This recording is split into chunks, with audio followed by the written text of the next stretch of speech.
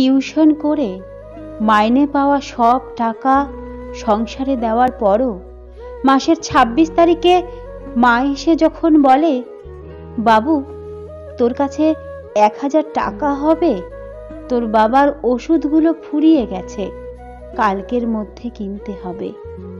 আর ছেঁড়া মানি ব্যাগে ১০০ টাকা আছে জেনেও যে ছেলেটা হাসি মুখে বলে, চিন্তা করো না মা, আমি তোমাকে সন্ধেবেলায় এসে দেব, সেই ছেলেটাই গরিবের বড় ছেলে।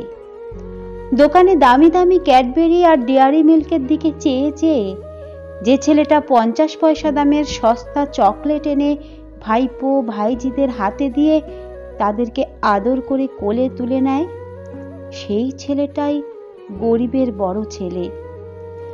টাকার অভাবে ট্যুরে যেতে না পারা যে ছেলেটা ট্যুর ফেরত বন্ধুদের কাছ থেকে করুণ দৃষ্টিতে ট্যুরে ঘটে যাওয়ার মজার কাহিনী শোনে, সেই ছেলেটাই গরিবের বড় ছেলে।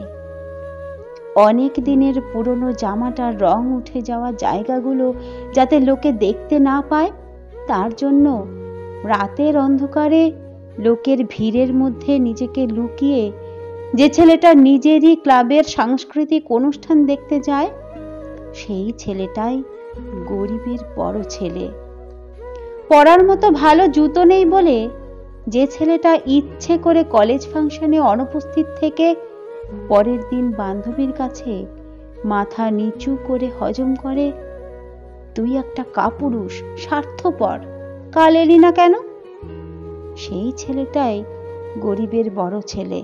বয়স হয়ে যাওয়া সত্ত্বেও টাকার অভাবে বিয়ে না হওয়া বোনের জন্য কিছু করতে না পারা ছেলেটাই গরিবের বড় ছেলে। ধারের টাকা সময় মতো দিতে না পারার জন্য নিজের বাবা মাকে প্রতিবেশীর কাছে গাল শুনতে দেখা ছেলেটাই গরিবের বড় ছেলে। অনেক আগেই ফেলে দেওয়ার মতো চটি দুটোকে বারবার সেলাই করে পরে চলা ছেলেটাই গরিবের বড় ছেলে।